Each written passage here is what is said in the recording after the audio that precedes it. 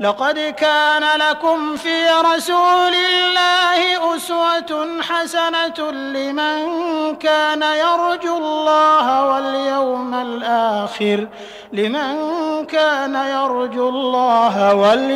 الآخر وذكر الله كثيرا۔ آج یہ ہماری تیسری کلاس ہے۔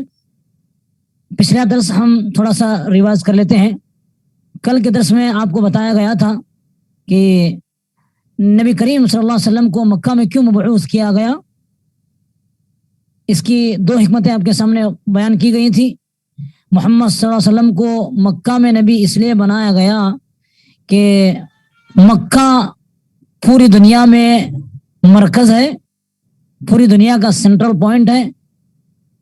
اب چونکہ اس نبی کو پوری دنیا کا، پورے عالم کا نبی بنایا گیا تھا، اس لیے اس نبی کی دعوت پوری دنیا میں پھیلنا تھا، جبکہ اس سے پہلے جتنے انبیاء، جتنے رسول آئے تھے، سارے ایک خاص زمانے کے لیے، ایک خاص قوم کے لیے بھیجے جاتے تھے۔ نبی کریم صلی اللہ علیہ وسلم کو پوری دنیا کا نبی بنایا گیا تھا، اس لیے ضروری تھا کہ آپ کو ایک ایسی جگہ مبعوث کیا جائے جو کہ پوری دنیا کا مرکز بنا ہو، اور یہ نبی کریم صلی اللہ علیہ وسلم کو مکہ میں اس لیے مبعوث فرمایا گیا۔ اس کی دوسری وجہ اس لیے یہ بیان کی گئی تھی کہ مکہ میں اللہ کا سب سے پہلا گھر کعبۃ اللہ تعمیر کیا گیا تھا۔ اس دھرتی کا، اس زمین کا سب سے پہلا گھر جو بنایا گیا وہ مکہ میں ہے، اس لیے نبی کریم صلی اللہ علیہ وسلم کو مکہ میں بھیجا گیا تھا۔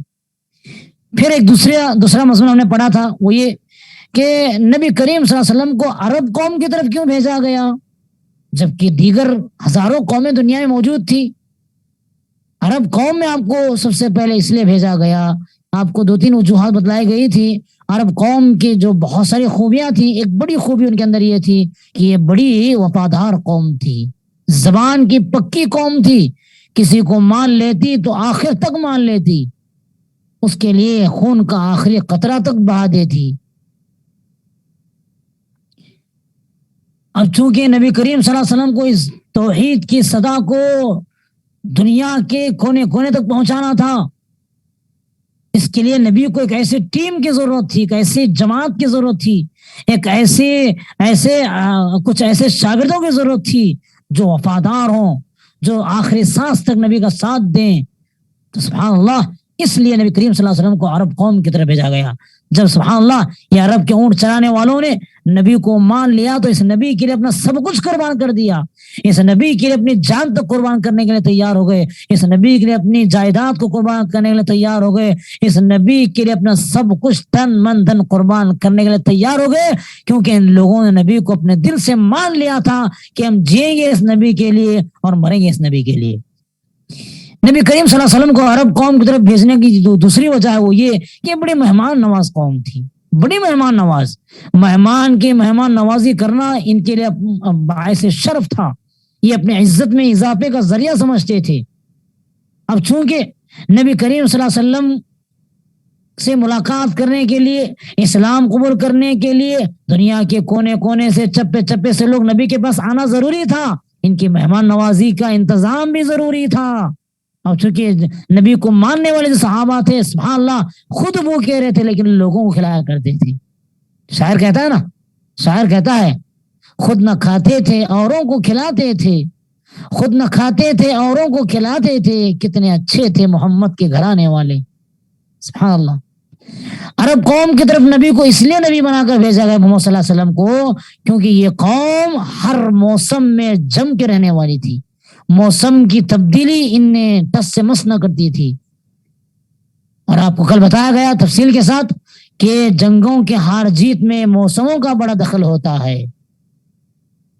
کتنی قومیں سردی کی وجہ سے سردی کو تاب نہ لا کر جنگ ہار گئے، کتنی قومیں سخت گرمی کو برداشت نہ لا کر پیٹ پھیر کر بھاگ گئے۔ اب یہ قوم جو نبی کو ماننے والی تھی، اس کو دنیا کے کونے کونے میں جانا تھا، اسے ساؤتھ افریقہ کے ٹھنڈیوں میں بھی جانا تھا اور اسے یورپ کے گرمیوں میں بھی جانا تھا۔ ہر موسم کو برداشت کرنے کی طاقت اور صلاحیت اللہ نے اس قوم کو عطا کی تھی، اس لیے محمد صلی اللہ علیہ وسلم کو عرب قوم کی طرف نبی بنا کر بھیجا گیا۔ کل آپ کو رخصت ہوتے ہوئے ایک عنوان دے کے ہم رخصت ہوئے تھے کہ آج ہم کو پڑھنا کیا ہے. آج ہم پڑھیں گے مکہ. محترم سامعین و سامعات، جو مکہ آج دنیا کے محبوب شہروں میں ایک شہر ہے، جس کا چرچا دنیا کے کونے کونے میں ہوتا ہے، جس مکہ کا رخ دنیا کے چپے چپے سے لوگ طواف کرنے کے لیے، حج عمرہ کرنے کے لیے کرتے ہیں، وہ مکہ آج اتنا شاندار ہے. ایک زمانہ تھا اس مکہ میں ایک پرندے کا پڑ بھی نہیں تھا. کوئی انسان نہیں، کوئی جانور نہیں، کوئی چرندہ نہیں، کوئی پرندہ نہیں. ہم انشاءاللہ آج کی اس کلاس میں پڑھیں گے کہ مکہ کیسے آباد ہوا. مکہ کیسے آباد ہوا؟ مکہ میں جہاں کوئی نہیں تھا تو آج اتنے شاندار یہ ملک، یہ شہر کیسے بنا؟ دنیا کے کونے کونے سے لوگ یہاں کیسے آنا شروع ہوئے؟ انشاءاللہ آج ہم پڑھیں گے. چلیے بات کو شروع کرتے ہیں. ابراہیم علیہ السلام آپ جانتے ہیں اللہ کے سب سے جگری دوست، خلیل اللہ انہیں لقب دیا گیا. واتخذ اللہ ابراہیم خلیلا.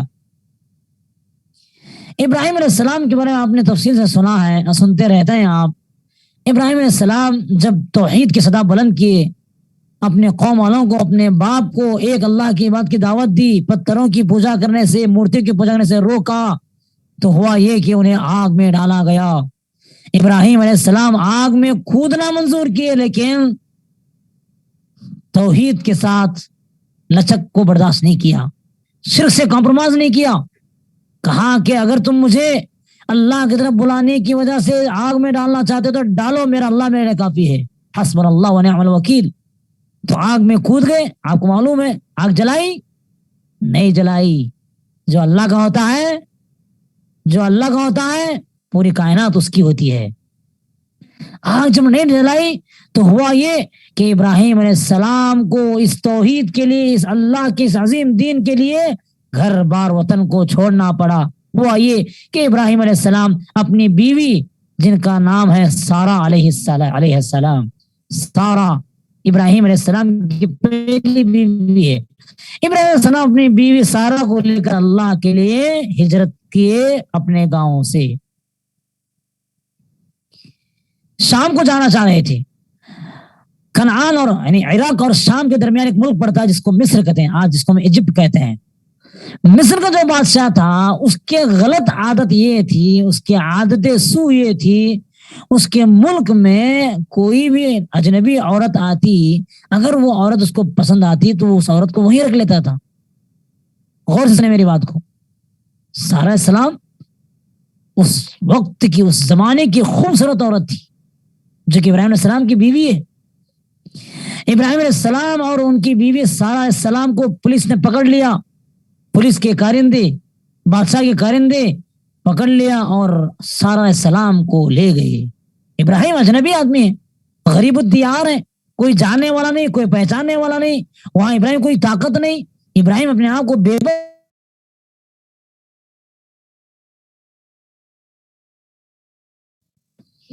ابراہیم السلام نے آپ کو بے بس محسوس کیے. اب اپنی عادت سو کی وجہ سے اس کے اندر، اس بادشاہ کے اندر اپنی غلط خواہشات کو سارہ کے ذریعے پورا کرنے کا ارادہ ہوا. سارہ علیہ السلام کی قریب وہ بادشاہ ہونے لگتا ہے ان سے اپنے خواہش مٹانے کے لیے. سارہ علیہ السلام اللہ کی نیک بندی تھی، ابراہیم پیغمبر کی بیوی تھی، اللہ کی ولی تھی. یہ عورت صالحہ متقیہ تھی جس نے آج تک اپنی عزت و آبرو کی حفاظت کی تھی. پریشان ہو گئی، کہا کہ مجھے 2 رکعت نماز پڑھنے دو. بادشاہ سے کہتی ہے سارہ علیہ السلام، سبحان اللہ، سارہ علیہ السلام بادشاہ سے کہتی ہے مجھے تھوڑا وقت دو، میں وضو کر کے 2 رکعت نماز پڑھاتی ہوں. حدیث میں آتا ہے سارہ علیہ السلام نے وضو کیا، 2 رکعت نماز پڑھی، کہا اللہ کے سامنے اے اللہ، اللہم ان کنت آمنت بک و برسولک وحسنت فرجی الا علی زوجی فلا تسلط علی الکافر. بخاری کے الفاظ ہیں. کہتے ہیں سارہ علیہ السلام اے اللہ، اگر میں تجھ پر ایمان رکھتی ہوں، تیرے رسول ابراہیم پر ایمان رکھتی ہوں، اور میں نے آج تک اپنی عزت کو، اپنے ناموس کو بگاڑا نہیں ہے. میرے شوہر کے علاوہ میں نے اپنے عزت کی حفاظت کی ہے. آج تک میں نے اپنی عزت آبرو کو تار تار ہونے نہیں دیا ہے. اے اللہ، آج ایسا موقع مجھ پر آ پڑا ہے، ایسی مصیبت مجھ پر ٹوٹ پڑی ہے، آج میری عزت نیلام ہونے کو ہے، آج میری آبرو کے ساتھ کھلواڑ کیا جا رہا ہے. اے اللہ، اگر تو جانتا ہے کہ میں نے تجھ پر ایمان لایا ہے، تیرے رسول پر ایمان لایا ہے، اپنی عزت آبرو کی حفاظت کی ہے، تو آج تو مجھے اس کافر سے بچا لے. اس کافر کو مجھ پر مسلط نہ فرمانا. سبحان اللہ، سبحان اللہ. جو اللہ کا ہوتا ہے اللہ بھی اس کا ہوتا ہے. سارہ علیہ السلام کی دعا کو اللہ نے قبول کیا. ہوا یوں، جب بادشاہ اپنے غلط خواہشات کو مٹانے کے لیے سارہ علیہ السلام کے قریب ہو رہا تھا، اچانک بے ہوش ہو کے گر گیا، اور ایسے گھر گھر کی آواز اس کے گلے سے آنے لگی جیسے ایک بکرے کو ذبح کرنے پر بکرے کے گلے سے آواز آتی ہے، کھرکھراہٹ کی آواز آتی ہے، ویسے اس بادشاہ کے گلے سے آواز آنے لگی. اس کے ہاتھ پیر کانپنے لگی، بے ہوش ہو گر گیا. سارہ علیہ السلام نے دیکھا کہ بادشاہ اس طرح گر گیا ہے. سارہ علیہ السلام اللہ سے کہتی ہے، اللہ اگر یہ مر گیا تو لوگ کہیں گے کہ میں نے اس کو مار دیا ہے. ہی قتلت ہو، حدیث کے الفاظ ہیں، یمت یقال ہی قتلت ہو. اگر یہ راجا، یہ بادشاہ مر جائے گا تو لوگ کہیں گے باہر کہ میں نے اس کو مارا ہے، میں اس کی قاتل ہوں. اللہ اللہ، سبحان اللہ. اللہ جب کسی کو اپنا ولی بنا لیتا ہے نا تو اللہ ویسے کرتا ہے جیسے بندہ چاہتا ہے. سارہ سلام کی اس خواہش کو بھی اللہ نے پورا کیا. جب سارہ نے یہ کہا کہ اللہ اگر یہ مر جائے گا تو لوگ کہیں گے میں نے اس کو مارا ہے، تو اللہ سارہ سلام کی دعا قبول فرماتا ہے اور اس بندے کو، اس بادشاہ کو پھر سے اللہ ٹھیک کر دیتا ہے. دیکھو، جس کے دل میں بیماری ہونا، اس کو لاکھ مصیبتیں آئیں، اس کو لاکھ آزما آ جائے، وہ اپنے غلط عادت سے باز نہیں آتا ہے. ایسے ہی ہوا بادشاہ کے ساتھ. ایک مرتبہ بے ہوش ہونے کے باوجود اس کے دل کی جو غلط خواہش تھی وہ مٹی نہیں. جب ٹھیک ٹھاک ہوا تو پھر وہ سارہ کی طرف آگے بڑھتا ہے. حدیث میں ایسے ہی الفاظ ہیں، سارہ کی طرف پھر آگے بڑھتا ہے علیہ السلام. سارہ علیہ السلام پھر وہی دعا کرتی ہے جو پہلے مرتبہ دعا کیا تھا، اللہ میں تجھ پر ایمان رکھتی ہوں، تیرے رسول پر ایمان رکھتی ہوں، میں نے اپنے آج تک عزت آبرو کی حفاظت کی ہے، تو مجھ کو اس کافر پر مسلط نہ فرما. تو اللہ تعالیٰ سارہ السلام کی دعا قبول کرتا ہے. پھر وہی حالت ہوتی ہے بادشاہ کی، پھر وہ گر جاتا ہے بے ہوش ہو کر، پھر وہی حالت ہوتی ہے اس کی. سارا پھر وہی خواہش کرتے اللہ کہیں ایسا نہ ہو کہ لوگ کہنے لگے کہ میں نے اس کو مارا ہے. بادشاہ کو اللہ پھر ٹھیک کرتا ہے. تیسری مرتبہ بھی وہ وہی کام کرنے کا ارادہ کرتا ہے. اللہ تعالیٰ سارہ علیہ السلام کی دعا پر پھر اس کو بے ہوش کرتا ہے. تین مرتبہ وہ بے ہوش ہو کر ایسے گرا پڑا کہ اس کے ہاتھ پیر تھر تھرا رہے تھے. تیسری مرتبہ بھی خواہش کرنے پر اللہ تعالیٰ اس کو ٹھیک کرتا ہے. لگتا ہے بادشاہ کہ اب میں اپنے کام نہیں کر سکتا، اب میں اپنے غلط خواہش کو اس عورت کے ساتھ، اس لڑکی کے ساتھ پورا نہیں کر سکتا. اپنے کارندوں کو بلاتا ہے، اپنے درباریوں کو بلاتا ہے. بادشاہ کہتا ہے کہ اس عورت کو لے جاؤ یہاں سے، لگتا ہے کہ اس کو جن لگ گیا ہے. سبحان اللہ، سبحان اللہ. بھائیوں بہنوں، اس واقعے پر غور کرو. اچھا، مزید ہوتا یہ ہے کہ جب سارہ السلام کو بادشاہ رخصت کر رہا تھا، کہتا ہے رکو، یہ لڑکی ہے. روایت میں آتا ہے یا تو وہ اس کی بیٹی تھی یا اس کی خادمہ تھی، دونوں باتیں آئی ہیں تاریخ میں، روایات میں. کہتا ہے کہ اس کو بھی ساتھ لے جاؤ اپنی خدمت کے لیے. اللہ اکبر، اللہ اکبر. بادشاہ سارہ علیہ السلام کو اپنی گرفت میں لینا چاہ رہا تھا، اللہ نے خود اس کو اپنی گرفت میں لے لیا بادشاہ کو. تو بادشاہ نے کہا کہ اس لڑکی کو ساتھ میں لے جاؤ. جاتے جاتے بھیجتے بھیجتے بادشاہ نے سارہ علیہ السلام کے ساتھ ایک اور لڑکی کو روانہ کیا. اور لڑکی کون تھی؟ کہا جاتا ہے اس کی خادمہ تھی، یا یہ بھی منقول ہے کہ اس کی بیٹی تھی. اسی لڑکی کا نام ہاجرہ ہے علیہ السلام، جو آگے چل کے ابراہیم کی بیوی بنتی ہے۔ بھائیو، اس واقعے کو رک کر ہم تھوڑا سا غور کرتے ہیں، اس واقعے سے ہمیں کیا حکمت ملتی ہے، کیا سبق ملتا ہے۔ اس واقعے سے ہم کو بہت سارے اسباق ملتے ہیں، غور سے سنو، اور آپ لکھ سکتے ہیں تو لکھ لو ان دروس کو۔ اس واقعے سب سے پہلی بات یہ معلوم ہوتی ہے کہ مصیبت سے چھٹکارا دلانے والی چیز انسان کو اس کی نماز ہے۔ نماز کے ذریعے اللہ سے مدد طلب کرو۔ اللہ نے کہا یا ایھا الذین آمنوا استعینوا باللہ یا ایھا الذین آمنوا استعینوا باللہ بالصبر والصلاۃ یا ایھا الذین آمنوا استعینوا بالصبر والصلاۃ ان اللہ مع الصابرین۔ اے ایمان والو، نماز کے ذریعے، صبر کے ذریعے اللہ سے مدد مانگو، بے شک اللہ تعالیٰ صبر کرنے والوں کے ساتھ ہے۔ یہاں سارا کی عزت جانے والی تھی، سارا کی آبرو تار تار ہونے والی تھی، اللہ نے اس مصیبت سے سارا کو محفوظ فرمایا۔ کس وجہ سے؟ کس وجہ سے؟ نماز سے۔ یاد رکھو، زندگی میں مصیبتوں سے چھٹکارا پانا چاہتے ہو، زندگی میں اللہ کی مدد حاصل کرنا چاہتے ہو تو نماز کے ذریعے سہارا لو۔ آپ کی 2 رکعت نماز آپ کو مصیبتوں سے چھٹکارا دلائے گی، آپ کی 2 رکعت نماز آپ کو پریشانیوں سے چھٹکارا دلائے گی، آپ کی 2 رکعت نماز اللہ کی مدد کو حاصل کرے گی۔ اس واقعے سے میں دوسری بات یہ معلوم ہوتی ہے کہ سارا علیہ السلام نے اس مصیبت کے وقت وسیلہ لیا، کس کا؟ اپنے نیک کاموں کا، اپنے نیک اعمال کا۔ کہا اللہ میں تجھ پر ایمان رکھتی ہوں، تیرے رسول پر ایمان رکھتی ہوں، میں آج تک اپنی عزت کی حفاظت کرتے آئی ہوں، میری یہ نیکیاں ہیں، میری اعمال صالحہ ہیں، لہذا تو میری دعا قبول فرما۔ وسیلے کے طور پر نیک اعمال کو پیش کرنا چاہیے، فلاں کا وسیلہ نہیں لینا چاہیے، اپنے نیکیوں کا وسیلہ لینا چاہیے، اعمال صالحہ کا وسیلہ لینا چاہیے۔ زندگی میں انسان کبھی نہ کبھی نیک کام کیا ہی ہوگا، کرتا ہی ہوگا، تو مصیبت کے موقع پر دعاؤں کو قبول کرنے کے لیے اعمال صالحہ کا وسیلہ لیا جا سکتا ہے۔ اس واقعے سے تیسری بات یہ معلوم ہوتی ہے، نماز جو مشروع ہے، نماز کا جو ذکر ہے، وہ صرف محمد صلی اللہ علیہ وسلم کی شریعت میں نہیں ہے، جب سے دنیا بنی ہے تب سے نماز ہے۔ آدم علیہ السلام، شعیب علیہ السلام، نوح علیہ السلام، ابراہیم، موسیٰ، عیسیٰ، جتنے پیغمبر گزرے ہیں تمام کی زندگی میں نماز ہے۔ اس سے پتہ چلتا ہے کہ نماز اللہ کو بہت پیاری عبادت ہے۔ خیر، ہم آگے بڑھتے ہیں، ہمیں کافی باتیں آپ کو بتانا ہے۔ مکہ کیسے ہوا تھا وہاں تک ہم کو پہنچنا ہے۔ تو اللہ تبارک تعالیٰ نے سارا علیہ السلام کی عزت کی حفاظت بھی کی، سارا کی خدمت کے لیے ایک لڑکی بھی، خوبصورت لڑکی بھی سارا کی خدمت میں آئی۔ ہوا یہ، اس وقت تک سارا علیہ السلام کو اولاد نہیں ہوئی تھی۔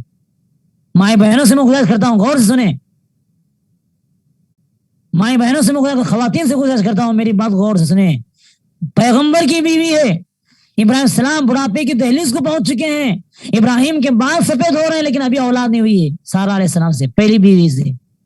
سارا علیہ السلام نے سوچا کہ مجھے تو اولاد نہیں ہو رہی ہے، لہٰذا جو لڑکی میری خدمت کے لیے آئی ہے میں اسی کو ابراہیم کو تحفے میں دے دیتی ہوں تاکہ میرے شوہر ابراہیم اس لڑکی سے بھی نکاح کر لیں۔ سبحان اللہ، دل دیکھیے کتنا خلوص ہے، کتنا خلوص ہے سارا کے پاس۔ اپنے خادمہ کو اپنے شوہر کے حوالے کر دیا، ابراہیم نے اس لڑکی سے نکاح کیا، اسی لڑکی کا نام کیا ہے؟ ہاجرہ علیہ السلام، جو ابراہیم نبی کی دوسری بیوی بنی۔ اللہ تبارک تعالیٰ کا کرنا یہ ہوا کہ ہاجرہ علیہ السلام کو اولاد ہو گئی، بیٹا ہوا۔ جس ہاجرہ سے ابراہیم نے نکاح کیا تھا اس ہاجرہ کو بیٹا ہوا۔ کب؟ جب ابراہیم بڑھاپے کو پہنچ چکے ہیں۔ بعض تاریخ میں آتا ہے 80 پر 5 سال کے ہو گئے تھے ابراہیم علیہ السلام۔ یہاں ہمارا مسئلہ یہ ہے، بھائیو بہنوں میری بات کو سننا غور سے، ہمارا مسئلہ یہ ہے شادی ہوتی ہے، 1-2 سال میں اگر اولاد نہ ہوتی ہے تو ہم پریشان ہو جاتے ہیں، کوئی در ہم کو راس نہیں آتا ہے، ہر در کی ٹھوکر کھاتے ہیں، غیر اللہ سے مانگتے ہیں، نیمو ناریل کا استعمال کرتے ہیں، مسلم غیر مسلم بس جا کر ایسا ویسی باتیں پوچھتے ہیں. کہاں ہے ایمان ہمارا؟ کہاں ہے اب اللہ پر یقین؟ کہاں ہے اللہ کی ذات پر بھروسہ؟ سبحان اللہ. سارا السلام کو اولاد نہیں ہوئی، صبر کر رہی ہیں، دعا کر رہی ہیں. ابراہیم بڑھاپے کو پہنچ چکے ہیں، برابر اللہ سے دعائیں کر رہے ہیں، مایوس نہیں ہوئے. اب مجھے اولاد نہیں ہوئی کہ مایوس نہیں، برابر دعا کرتے رہے. رب حب لی حکما والحقنی بالصالحین، یہ ابراہیم کی دعا تھی جو اولاد کے لیے وہ مانگ رہے تھے. ابراہیم علیہ السلام کی دعا قبول ہوئی، حاجرہ علیہ السلام کو بیٹا ہوا، اسی بیٹے کا نام ہے اسماعیل. اسماعیل ابراہیم علیہ السلام کے بڑے فرزند کا نام ہے، بڑے بیٹے کا نام ہے. اللہ اکبر. ابراہیم علیہ السلام کو اللہ نے بہت آزمایا بھائیو، بہت آزمایا. ہر آزمائش میں ابراہیم کامیاب ہوئے، ہر آزمائش پر، ہر مصیبت پر ڈٹ کے رہے، جم کے رہے. اللہ کی ایک اور آزمائش آئی، وہ کیا ہے معلوم ہے؟ اللہ کی آزمائش یہ تھی کہ بڑھاپے کی عمر میں ابراہیم کو ایک لخت جگر ہوا ہے، جگر کا ٹکڑا پیدا ہوا ہے. ابراہیم کی محبت اس بچے میں سمائی گئی تھی. اللہ نے آزمانا چاہا، اللہ نے حکم دیا کہ ابراہیم تم اپنے اس لخت جگر کو، اپنی دوسری بیوی سارا، اپنی دوسری بیوی حاجرہ کو اپنے سے الگ کرنا ہے. ایک ایسی جگہ جا کے چھوڑ کے آنا ہے جہاں کوئی نہ ہو، نہ انسان ہو، نہ حیوان ہو، نہ چرندہ ہو، نہ درندہ ہو. بے آب ہو گیا میدان میں، سنسان جگہ پر جا کے چھوڑ کے آؤ. اللہ اکبر. کتنی بڑی آزمائش ہے. ہاں کتنی بڑا، اپنی بیوی کو الگ کرنا اپنے سے، اس اولاد کو جو بڑھاپے کا سہارا بننے والا ہے، جو بڑھاپے میں پیدا ہوا ہے، جو باپ کا سہارا بننے والا ہے، جو باپ کی آنکھوں کی ٹھنڈک ہے. اللہ اکبر. ابراہیم نے کہا میرے رب کا حکم سر آنکھوں پر، میں میری بیوی بچے سے بڑھ کے میرے اللہ سے محبت کرتا ہوں. ابراہیم کے اس واقعے سے سبق ملتا ہے، جینا اللہ کے لیے، مرنا اللہ کے لیے. قل ان صلاتی ونسکی ومحیای ومماتی للہ رب العالمین. میرا جینا، میرا مرنا، میری نماز، میری قربانی سب اس اللہ کے لیے جو عالمین کا رب ہے. تو ابراہیم السلام اللہ کے حکم کو بجا لاتے ہوئے اپنی بیوی اور اپنے چھوٹے سے بچے کو لے کر نکلے. ایک ایسی جگہ پر گئے جو بالکل ویران جگہ تھی، نہ جہاں شور شرابہ تھا، نہ دانا تھا، نہ پانی تھا. ایسی جگہ پر خاموش لے کے نکلے بیوی کو. ہاتھ میں ایک کھجور کی تھیلی تھی، ایک پانی کا مشکیزہ تھا، بس ایک پانی کا مشکیزہ، ایک کھجور کا تھیلا یا تھیلی کہہ لیجیے، لے جا کر بیوی کا حوالہ کر کے پلٹ کے نکلتے ہیں. خاموش، کوئی بات نہیں، کوئی آواز نہیں. بیوی پکارتی ہے ابراہیم کہاں جا رہے ہیں آپ؟ ہمیں چھوڑ کے یہاں کہاں جا رہے ہیں آپ؟ شوہر پلٹ کے دیکھنے کی ہمت نہیں ہوئی. معمولی بات نہیں تھی بھائیو، یہ اپنے لخت جگر کو الگ کرنا، اپنے سے اپنی بیوی کو اپنے سے الگ کرنا معمولی بات نہیں تھی یہ.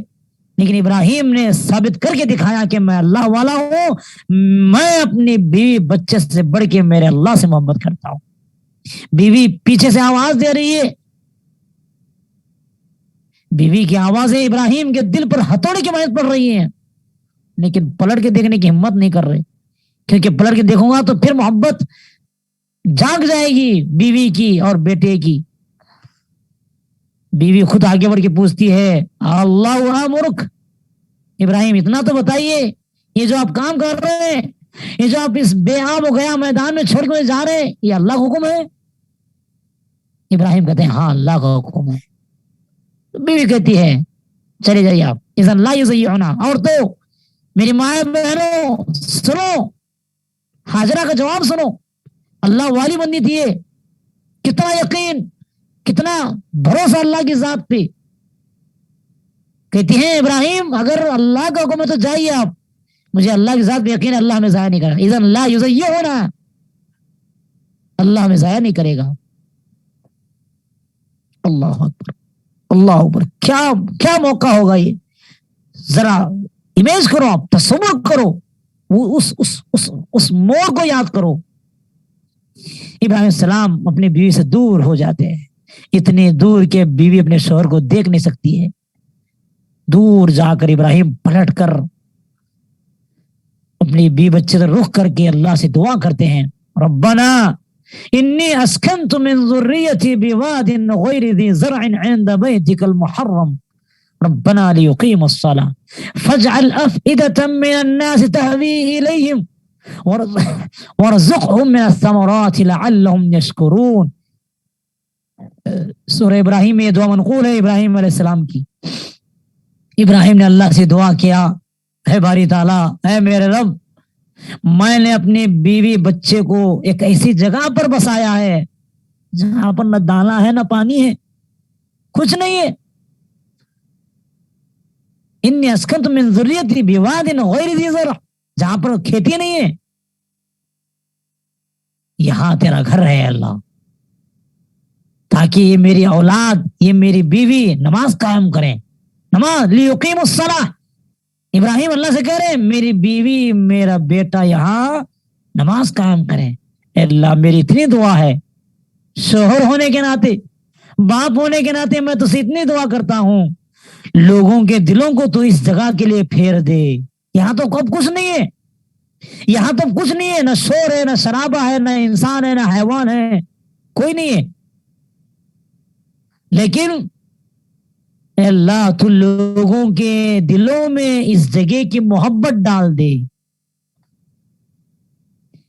لوگوں کے دلوں کو اس طرح مائل کر دے، اور تو انہیں پھلوں کی برسات کر دے، پھلوں کا رزق دے دے، پھلوں کا رزق۔ اس جملے کو یاد رکھو ابراہیم کے، فروٹس، ہر قسم کے فروٹس تو انہیں عطا فرمایا اللہ، تاکہ یہ تیرے شکر گزار بندے بنے۔ ابراہیم کی دعا کا نتیجہ ہے آج جاؤ مکہ میں، جو پھل دنیا میں کہیں نہیں ملتا وہ مکہ میں ملتا ہے، جو پھل دنیا میں کہیں نہیں ملتا وہ مکہ ملتا ہے۔ اور آج دیکھو دنیا کے چپے چپے سے، کونے کونے سے اس گھر کے لیے، اس مکہ کا لوگ رخ کرتے ہیں، آسٹریلیا سے، یورپ سے، برازیل، پھر ہند پاک سے، بر صغیر ایشیا سے، آسٹریلیا سے، ساؤتھ افریقہ سے، چائنا سے، یورپ کے کنٹریز سے، کالے گورے موٹے دبلے، جن کی زبانیں الگ، جن کی تہذیب الگ، سب لا الہ الا اللہ کا نعرہ لگاتے ہوئے، لبیک اللہم لبیک کا نعرہ لگاتے ہوئے اس مکہ کا رخ کرتے ہیں۔ یہ دراصل ابراہیم کی دعا کا نتیجہ ہے، اللہ نے اپنے حبیب، اپنے خلیل کی دعا کو قبول فرمایا۔ ہوا یہ، میں بس 5 منٹ میں گفتگو ختم کر رہا ہوں، وقت ہو رہا ہے۔ ابراہیم السلام تو وہاں سے چلے گئے، اب یہ بچہ جو یہاں ماں کے ساتھ ہے کب تک ماں کا دودھ پیے گا؟ جو دانا پانی تھا، جو کھجور تھا، جو پانی تھا، ختم ہو گیا۔ اب جیسے ہاجرہ کی غذا کم ہوئی تو دودھ کم آنے لگا، دودھ کمانے لگا تو بچہ رونے لگا، بچے کو بھوک لگنے لگی۔ ماں کو دودھ کہاں سے آئے گا جب ماں خود بھوکی ہے، ماں خود پیاسی ہے؟ اللہ اللہ، کیا کیا برداشت نہ کیا ہوگا ہاجرہ نے اللہ کے لیے، اللہ کے حکم بجا لانے کے لیے۔ میری مائیں بہنوں، ہاجرہ کی زندگی سے سبق سیکھو، اللہ کے لیے بھوک پیاس کو برداشت کرنا سیکھو، اللہ کے لیے سب کچھ قربان کرنے کا جذبہ ہاجرہ سے سیکھو۔ دیکھو ماں خود بھوکی رہ سکتی ہے، اپنے بچے کو بھوکا وہ نہیں رکھ سکتی۔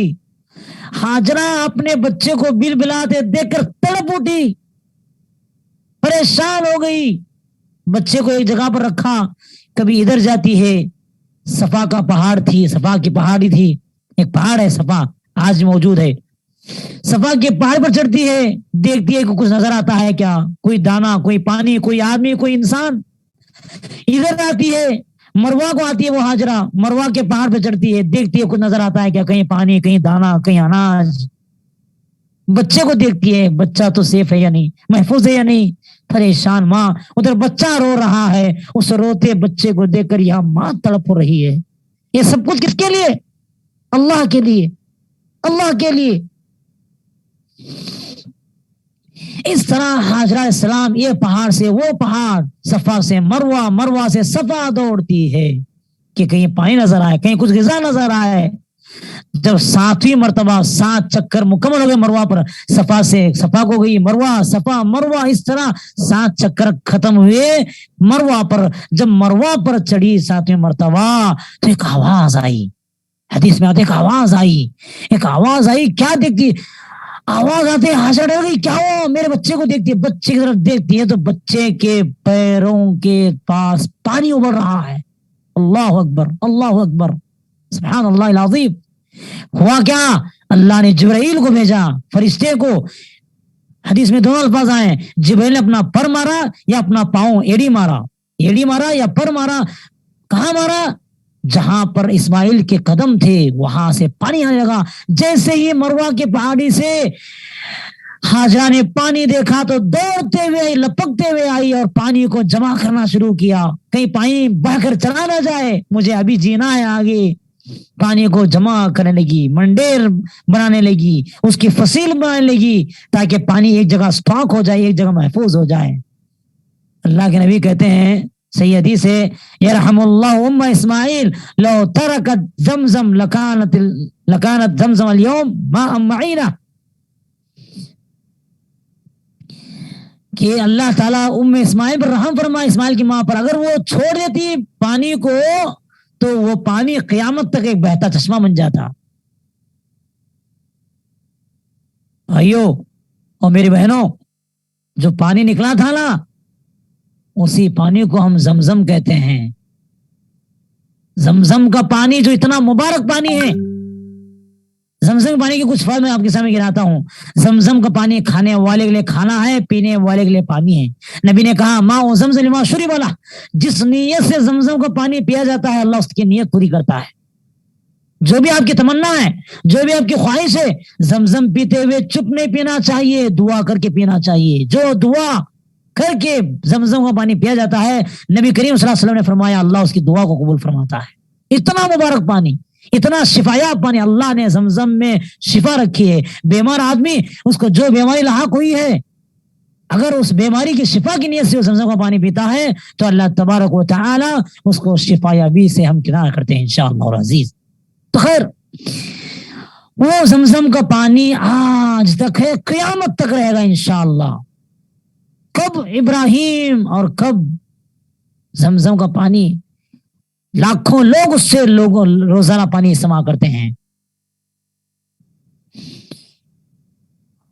لاکھوں لوگ روزانہ عمرہ کرتے ہیں۔ مکہ کے لوگ، جدہ کے لوگ، مدینہ کے لوگ اسی پانی کو پیتے ہیں۔ کتنے مبارک لوگ ہیں، کتنا خوش قسمت لوگ ہیں وہ، مکہ، جدہ، مدینہ کے لوگ اسی پانی کو پیتے ہیں۔ اور ہر سال لاکھوں کے 30 لاکھ 40 لاکھ تک لوگ حج کرتے ہیں، سب لے جاتے ہیں پانی، نصیب پیتے ہیں، لے کر جاتے ہیں۔ رمضان میں لاکھوں لوگ، 25 لاکھ 30 لاکھ لوگ ہر سال رمضان میں عمرہ کرتے ہیں، اور روزانہ لاکھوں لوگ عمرہ کرتے ہیں، سب پیتے ہیں، استعمال کرتے ہیں، لے کر جاتے ہیں، لیکن پانی ختم ہونے کا نام نہیں لیتا ہے۔ یہ حاجرہ علیہ السلام کی کرامت ہے، ان کی وجہ سے اللہ تعالیٰ نے پانی کو قیامت تک کے لیے جاری کر دیا۔ اسی پانی کو زمزم کہتے ہیں۔ اور جو صفا مروہ کی پہاڑی ہے، اللہ کو اپنی بندی کا یہ قربانی اتنی پسند آئی کہ قیامت تک کے مسلمانوں کے لیے یہ سنت جاری کر دیا کہ ہر حج کرنے والا، ہر عمرہ کرنے والا صفا مروہ کی پہاڑی کی سعی کرنا، وہاں دوڑنا واجب ہے، رکن ہے، اس کے بغیر نہ عمرہ ہوتا ہے نہ حج ہوتا ہے۔ صفا مروہ کو بھاگے بغیر نہ حج ہوتا ہے نہ عمرہ ہوتا ہے۔ کرامت ہے یہ حاجرہ علیہ السلام کی۔ قربانی دیں گے نا، اللہ انعام ہی بڑھا دیتا ہے۔ بھائیو اس جملے کو یاد رکھو، لکھ لو میرے جملے کو۔ قربانی ہم جتنی بڑی دیتے ہیں، انعام بھی اتنا بڑا ہوتا ہے۔ حاجرہ نے اتنی بڑی قربانی دی، اللہ نے انعام کے طور پر دنیا کے مسلمانوں کو کہا کہ اے دنیا کے مسلمانوں، میری بندی حاجرہ کی یاد میں تم کو زمزم بھی پینا ہے، صفا مروہ کی سعی بھی کرنا ہے۔ انشاءاللہ ہم بات کو یہیں پر رکاتے ہیں، وقت ختم ہو رہا ہے، کہیں بات منقطع نہ ہو جائے۔ اللہ سے دعا کرتے ہیں کہ اللہ تبارک و تعالی ہم تمام کو بھی ان عظیم الشان اللہ کے بندے جو ہیں ان کے نقش قدم پر چلنے کی توفیق عطا فرمائے۔ رب العالمین ہم تمام کو بھی اللہ کے لیے اپنے تن من دھن کو قربان کرنے کا جذبہ پیدا کرنے کی توفیق عطا فرمائے۔ اللہ تعالی ہم تمام کو اپنے ہر کچھ کو اللہ کے لٹانے کی توفیق عطا فرمائے۔ اللہ اپنے بیوی بچوں ماں باپ سے بڑھ کے اپنے اللہ اپنے رسول سے محبت کرنے کی توفیق عطا فرمائے۔ اقول قولی هذا واستغفر الله لي ولسائر المسلمين فاستغفروا انه هو التواب الرحيم۔